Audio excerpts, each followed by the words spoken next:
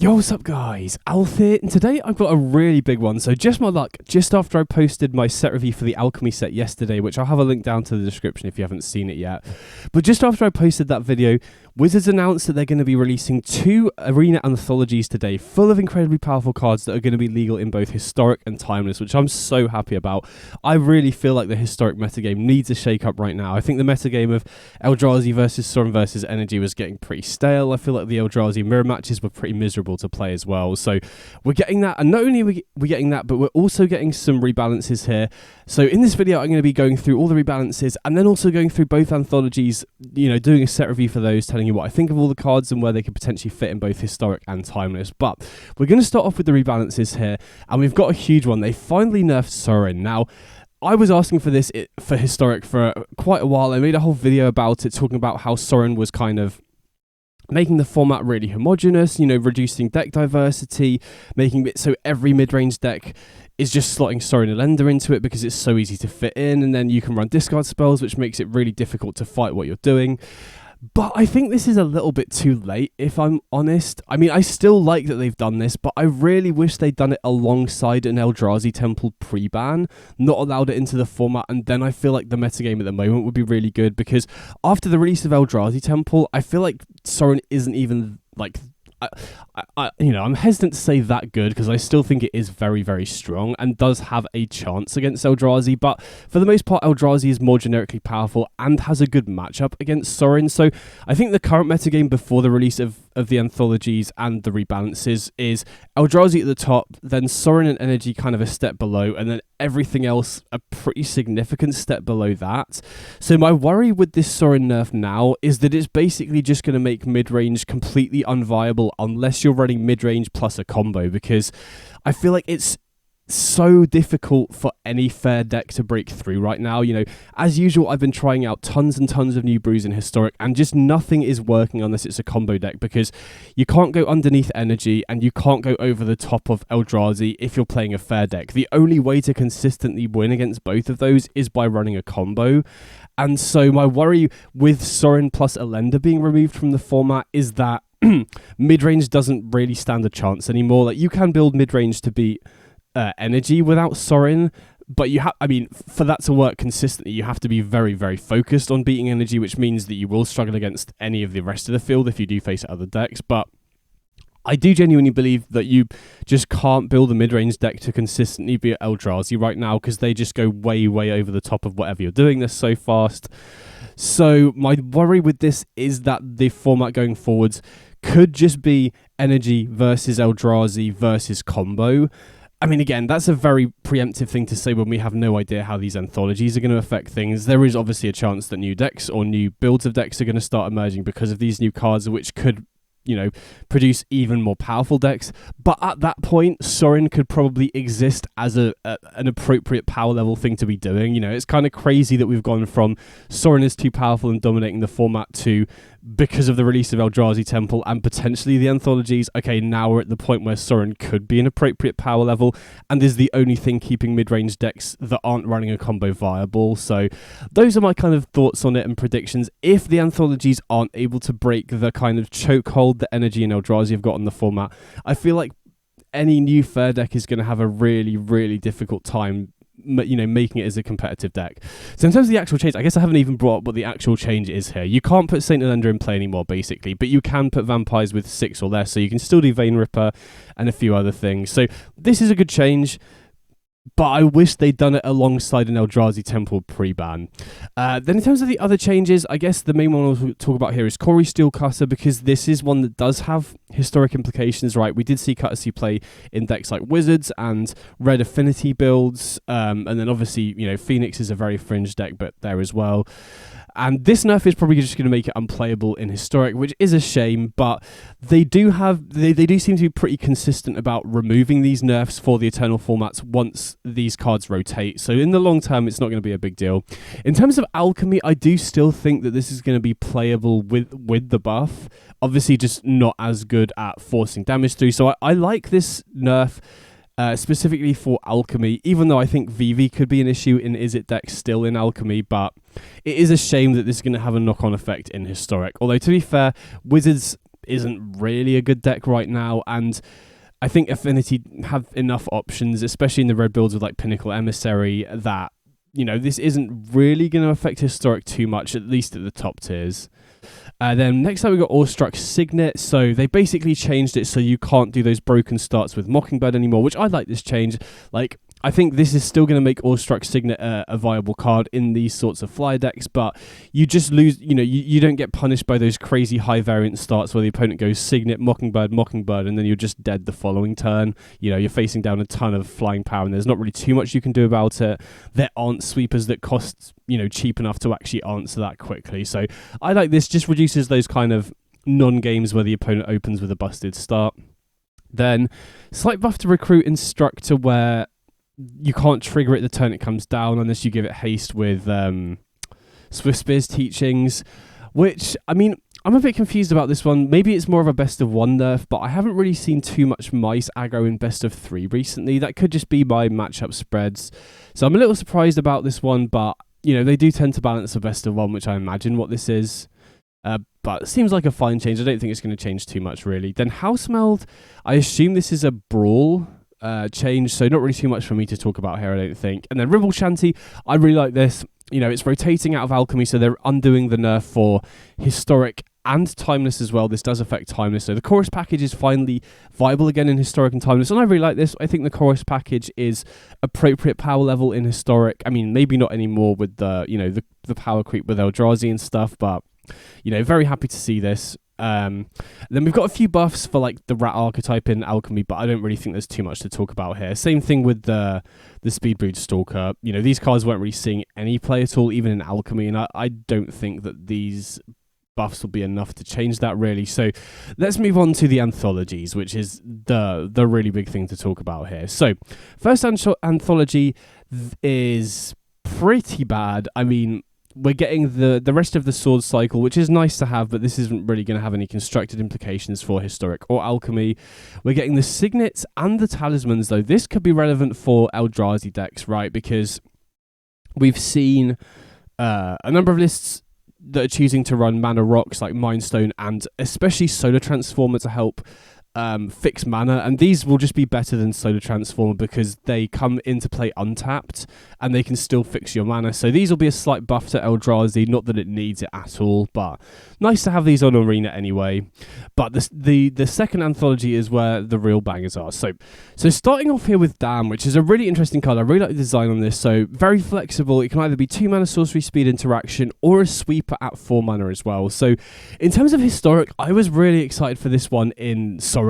But obviously now that Sorin Elenda isn't going to be viable anymore, I'm not sure where this fits in Historic, because I do feel like the mana cost is very restrictive. I really struggle to see a 3-color deck that can consistently have black on turn 2 and white on turn 4. So I was thinking, oh, this could be a really interesting card to run in Ores of Sorin.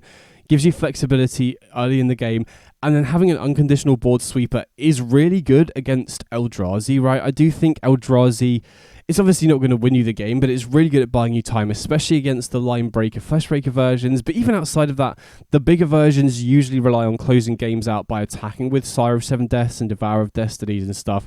So having just an unconditional board sweeper could be a way to recover from being behind on board, but and give Sorin more of a chance against Eldrazi. But now that Sorin's gone, I just don't think mid-range is going to be that viable unless you're running it with a combo. So I think this is definitely a Historic power level card, but I'm not sure where it fits.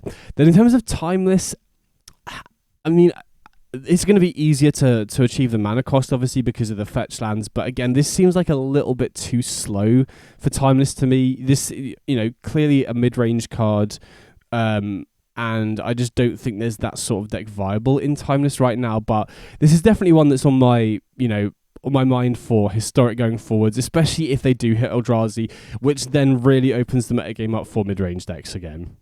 Then next up we've got Oust, and with Swords to Plowshares legal in Timeless, I don't even think this is a consideration there. In Historic, though, I do feel like, you know, one of the big issues with Historic for a long time now has been the power level of the threats is very, very high, but the power level of the interaction isn't high enough to be able to, you know, consistently answer, which has led to, you know, over the past year or so just a ton of proactive decks with, you know, a smattering of interaction here and there, but it's all about proactive decks rather than reactive decks for the most part. So getting more interactive options like this is very nice. Now, sorcery speed is a downside, but you know, just being able to answer any creature of any size for 1 mana is pretty huge. Gains you a bit of life. Works well with cards like Jarsoul, so I think this is a nice option to consider for sure, but sorcery speed is the main drawback for me here. The next up, we've got Life and Death. If you're not sure, well, I think the life part of this card is going to be largely irrelevant. The death card, if you're struggling to read it while it's on its side here, it's 2 mana, return target creature from your graveyard to the battlefield. You lose life equal to its mana value, so kind of similar to Reanimate for an extra mana, so I'd be surprised if this sees play in Timeless unless you are going all in on Reanimator and you just want another, another reanimation spell. But in Historic, this is going to be absolutely huge because we really struggle for good reanimation options. Obviously, we have Persist, we have Assemble from Parts, we have Priest of Forgotten Gods, we have Emperor of Bones. But in terms of a card that you can go Faithless Looting on turn 1, Reanimate on turn 2, the only real option we've got right now is Persist, which obviously can't be used for legendary cards. So when I first saw this, I was like, oh, this is sick. We can run this alongside Sorin. We can Looting on turn 1, get Sorin into the yard, then Death this back. And then we still have Sorin as a way to cheat it into play through Graveyard Hate. Obviously, with Sorin being gone now, we can still do it with stuff like Atraxa, but my worry with this is if you're building it all in on the graveyard, Surgical Extraction is still a really common sideboard card from my experience. And that is just absolutely brutal against your proactive game plan. So I think for Historic, for these sorts of cards to be good, you need to have a way to get those creatures into play that doesn't use the graveyard as well. You know, like a Sorin, for example. So I think you could, Reanimator is now viable in Historic, but I just feel like the deck as a whole is just too vulnerable to Surgical Extraction. So this is definitely one that I'm going to be trying, but I feel like its most natural home in like a Jund Sorin deck, for example, isn't really a viable option anymore. So I'm definitely going to be trying this with stuff like Atraxa, but my concern is Surgical is still seeing play in sideboards, and if your whole deck is revolving around trying to reanimate, you're going to have a really tough time there. But definitely an exciting card. I'm really excited to try this one out. The next up, Empty the Warren. So a Storm payoff that doesn't win you the game immediately.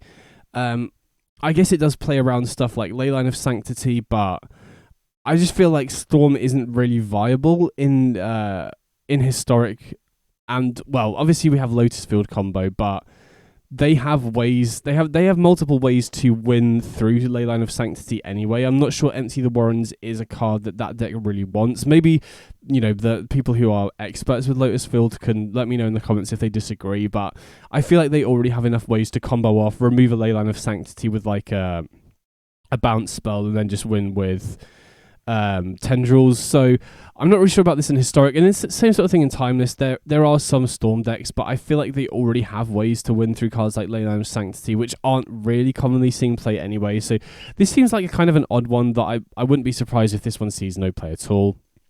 Then we're also getting Flame Slash, so we are getting more, 1 mana interaction, which, like I said, I feel like this is very unlikely to have any sort of impact in Timeless, where you have way better options for interaction. But in Historic, like I said, one of the big issues with the format is just a lack of good quality interaction. So getting 1 mana deal 4 is a very, very big deal for Historic. Obviously, we already have stuff like Shove Aside, which can be instant speed, and the difference between 3 and 4 damage isn't massively relevant right now, I don't think, in Historic, so there's a chance this one doesn't see play. But again, it's just really nice to have options for, very efficient interaction. Fiery Confidence is another one I'm a little bit confused about. This doesn't seem like a viable card in either format, really. I would be, there's no chance this sees play in Timeless, and I'd be very surprised if any Historic deck wants to be running this either, so kind of confused about the inclusion of this one. Then next up we got Mana Leak, which I'm happy to see added to the format. Now, obviously this is going to see no play in Timeless whatsoever because they've got Mana Drain and way, way better options. In Historic, we've already got No More Lies and Reprieve and Remand. I think Reprieve and Remand probably want to go in different decks to decks where you would want Mana Leak and No More Lies if you're playing, like a High Noon deck or a tempo deck or a combo control deck. But if you're just playing straight control, I have felt like I wanted just 8 2-mana counter spells, and now you can obviously run 4 Mana Leak for No More Lies, but in the current metagame, with Eldrazi still around as the best deck in the format, I think these sorts of control decks that are wanting to run No More Lies and Mana Leak are just going to get absolutely destroyed by the cast triggers, by Cavern of Souls. So I'm happy to have it added to Historic, and this is definitely worth returning to if Eldrazi gets hit in future. But whilst Eldrazi is still about, I think these sorts of decks running 2 mana counter spells are just going to get completely run over. Thought Scour is a pretty interesting one. Again, I don't think it's likely to fit into a deck in either format really, but you know, it has seen play in Underworld Breach, it has seen play in Phoenix, it has seen play in Murktide in Modern as well. Obviously, we're missing Murktide itself, but Abhorrent Oculus decks could be interested in this as well. So I think this isn't likely to have a massive impact in any of the formats, but you know, if Breach, Phoenix, or Oculus decks do, you know, start to get a better position, this is definitely a card that I could see fitting into all 3 of those archetypes. Then we're getting Grist, which I'm really excited about. This is another card I've wanted on Arena for a long time, and obviously the most natural home for this is going to be Yawgmoth.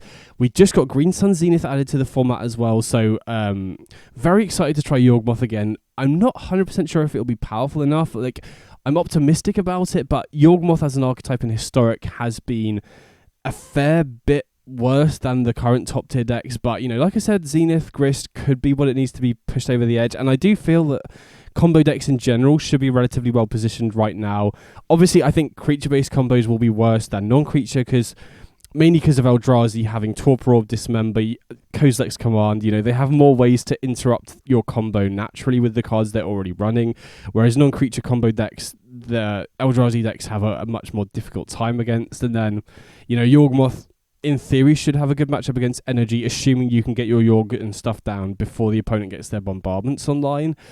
But yeah, I'm very excited to try Yawgmoth again. It wouldn't surprise me if it becomes able to compete, or maybe just a little bit below Energy and Eldrazi, but we'll see. It would be really cool if Yawgmoth does become a top tier deck again, because I really like the archetype.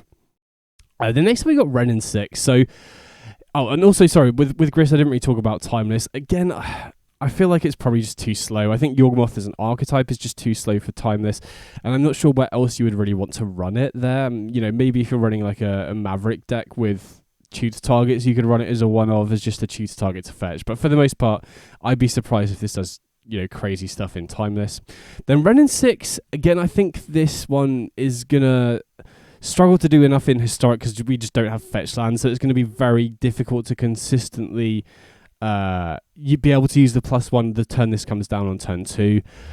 In Timeless, though, not only do you have fetch lands, but they recently had Strip Mine added to the format as well. So obviously Wrenn and Six can help you loop Strip Mine, which is pretty good, because I feel like, you know, the best ways to utilize Strip Mine is get a snowbally threat into play and then start strip mining the opponent to try and cut them off lands, and then you can let the threat snowball the game.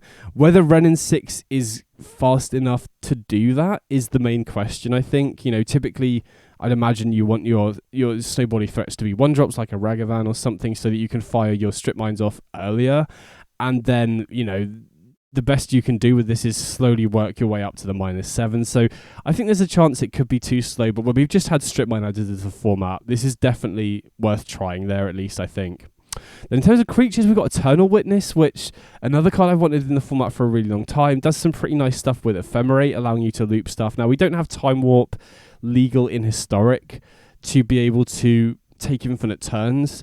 So, and I think this is probably just going to be too slow for Timeless. So definitely an interesting card in Historic, though, especially with Ephemerate, because I think Ephemerate hasn't really had good enough targets to be worth running. Now with the Warp cards that we just got, it could be worth trying to run a more all-in on Ephemerate deck. But again, I think without Time Warp, to use this as an infinite taking turns package, I'm not really sure it's worth running. But it's definitely a really cool card to be added to the format. Then Trinket Mage,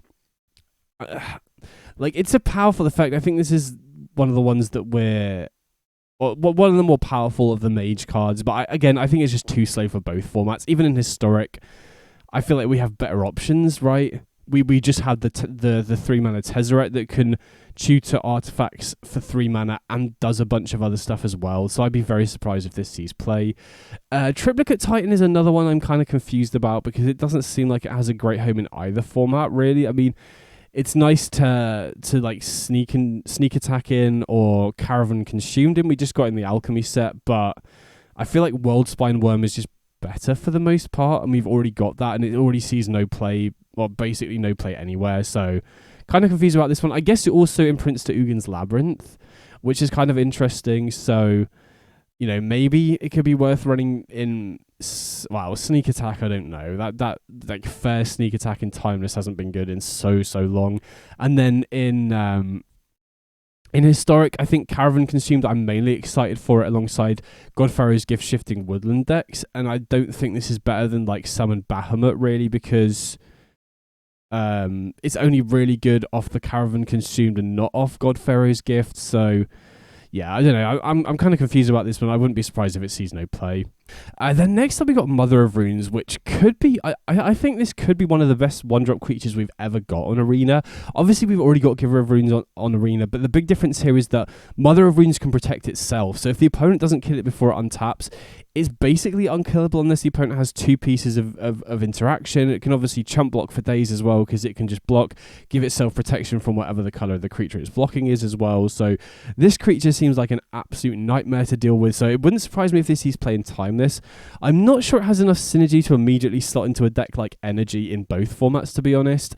And my one big reservation with this, specifically in Historic, is that it doesn't give protection from colourless. Now, in terms of the deck that it could probably fit most naturally into, I think Auras is the one that comes to mind, because Giver of Runes has seen play in that deck a lot of times in the past, but I'm still of the opinion that for the most part Thoughtseize style effects are better in the one drop slot in Auras, because not only does it preemptively snipe a removal spell that Mother of Runes would bait out anyway, but it also enables you to interact with your opponent's proactive game plan, and that specifically has so much more upside than Giver of Runes. Mother of Runes is better than Giver of Runes, so that could also make a difference there. But the big difference for me right now is that with Auras, I've recently been wanting to go away from Thoughtseize and back to Giver of Runes, specifically because of the Eldrazi matchup. I feel like Auras struggles a lot against Eldrazi, but Giver of Runes is a good way to fight back against that, because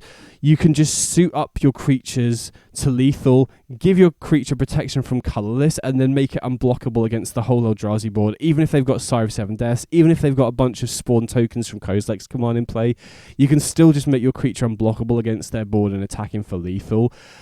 Not to mention you can protect from Kozilek's command, and that's the other big thing as well. With Eldrazi being the most popular deck right now, Kozilek's command is the most common removal spell, I guess, by extension, and Mother of Runes doesn't give protection from colourless, so not only can it not protect other creatures from Kozilek's command, it can't protect itself either. Now again, don't get me wrong, I think Mother of Runes is significantly more powerful from a generic sense than Giver of Runes, but that is the one concern I have about this card right now, in Historic anyway. If Eldrazi wasn't the top deck, this would be my pick for the best card in this anthology, I think, but right now that is my one hesitation with the card, so we'll have to see, but it's super generically powerful for sure. Then next up we got Barrowgoyf, so this is kind of, just a generically powerful mid-range threat. It just seems a little bit slow. Now, I get it is super powerful compared to the 1 and 2 mana Goyfs that we have, because it's, Death Touch Lifelink grows a lot, enables itself because it mills, and then it, starts producing card advantage on top of that as well, but, it doesn't do anything when it enters. I don't think mid-range is particularly good right now in either format. In Timeless, obviously you've got Energy and Combo. I feel like just pure mid-range is really difficult to coexist in that sort of metagame. And then same sort of thing in Historic with Sorin getting nerfed and Energy and Eldrazi being the kind of dominant decks there. It's really difficult for mid-range to actually consistently win. Like I said, I think you can build mid-range to beat Energy, but you just lose to your Eldrazi's and combo decks and stuff like that. I guess you obviously have discard spells which help against combo as well, but I don't know. I feel like this is of a good enough power level where it would see play in mid-range decks, but I just don't think those mid-range decks are good right now in either format, in my opinion.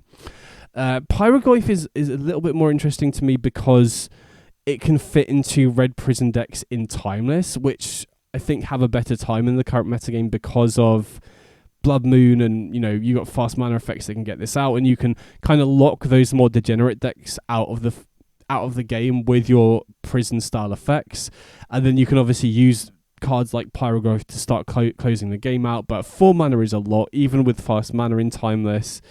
In terms of Historic, again, I'm not really sure there's a good home for this either. It's a fair card. It's 4 mana. We don't have the fast mana to accelerate into this compared to Timeless either. So, again, I think I'm most optimistic about this one in Prison decks in Timeless. But even then, 4 mana is a lot. So, I don't know. Maybe I'm underestimating this one. But I think at 4 mana, it's quite expensive for both formats, really. Then Rofellos, I mean, I'm not even going to consider this one for Timeless, really, because it's slow and has 1 toughness. So not only does it die to Bowmasters, but if Wrenn and Six starts seeing play because of Strip Mine, then that's another reason to not run 1 toughness creatures.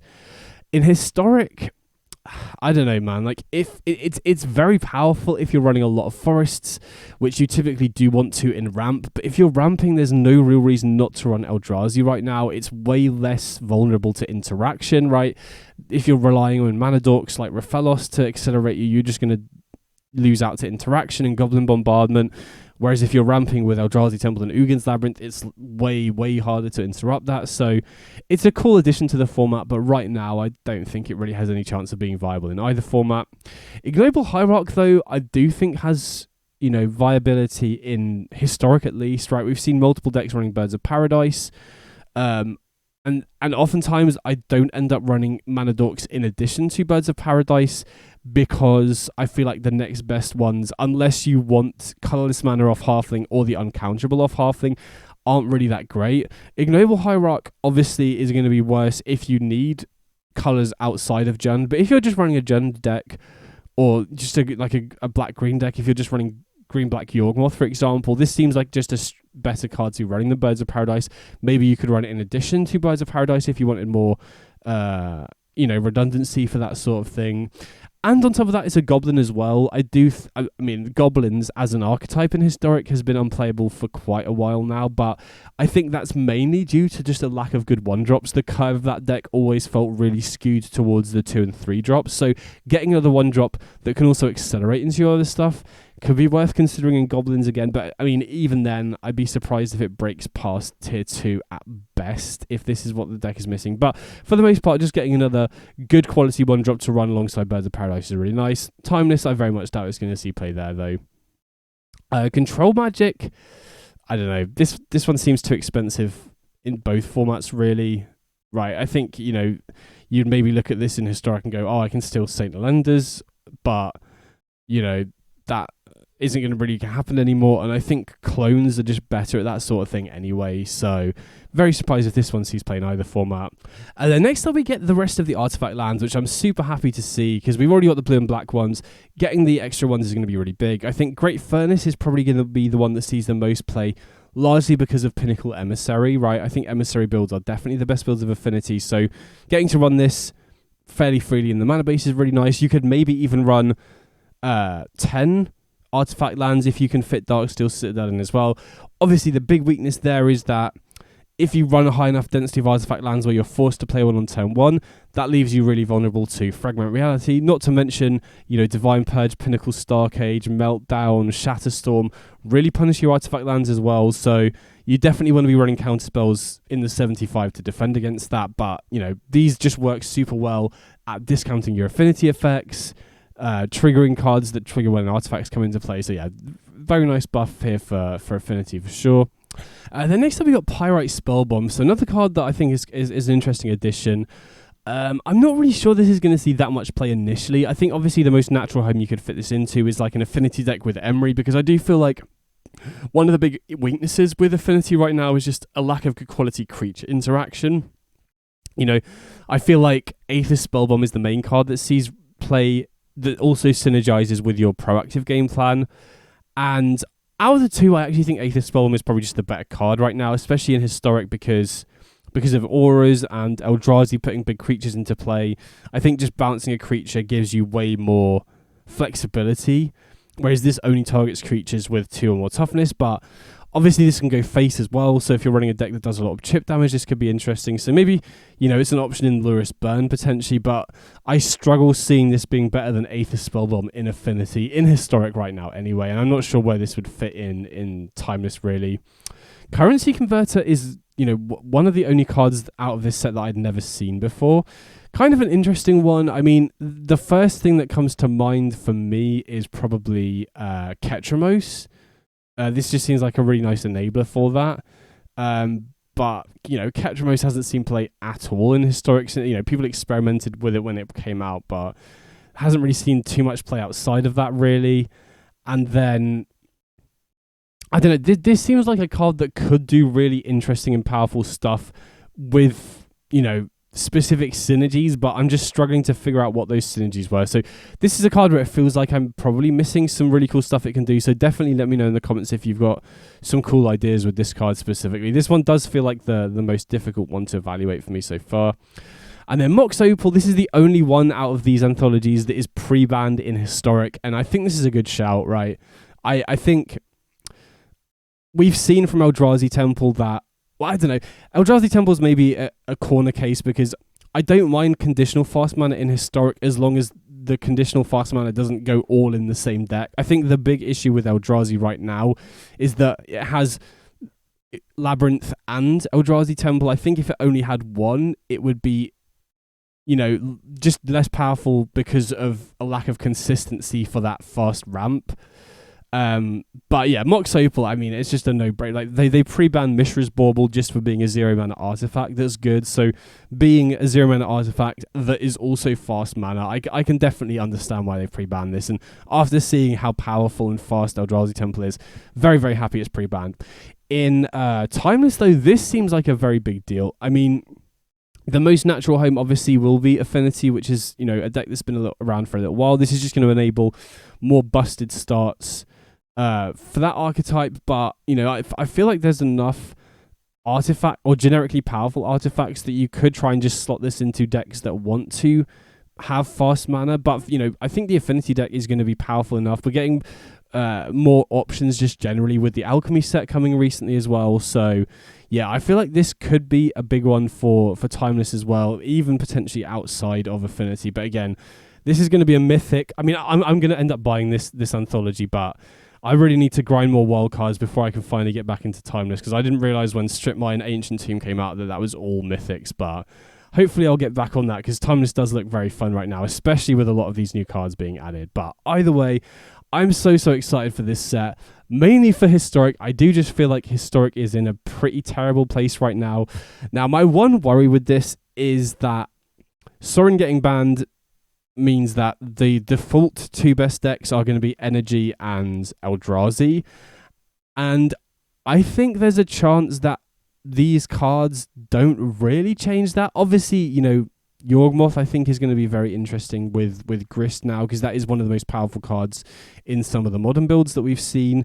And there are a few other cards in here that I'm very excited to try out. I think Affinity is getting some very interesting buffs, which is a deck I could see competing at the top tier, potentially, if you can consistently get, or more consistently get, those turn 2 or 3 Kappa Cannoneers down that both Eldrazi and Energy struggle to beat. But my worry would be that Eldrazi and Energy remain the two best decks, which basically makes it impossible to try and brew new fair decks in the format, which is a problem, right? It would kind of be a disaster if Sorin removes the mid-range decks and then the format is literally, Ajani Bombardment decks versus Eldrazi decks versus combo, if people can figure out combo decks that are viable against those two, which doesn't feel like a particularly exciting prospect. And the main worry for me is just that, fair decks account for a big portion of, ideas and new brews that you can come up with. So if you're just having to write off every fair deck and having to brew just combos, that doesn't seem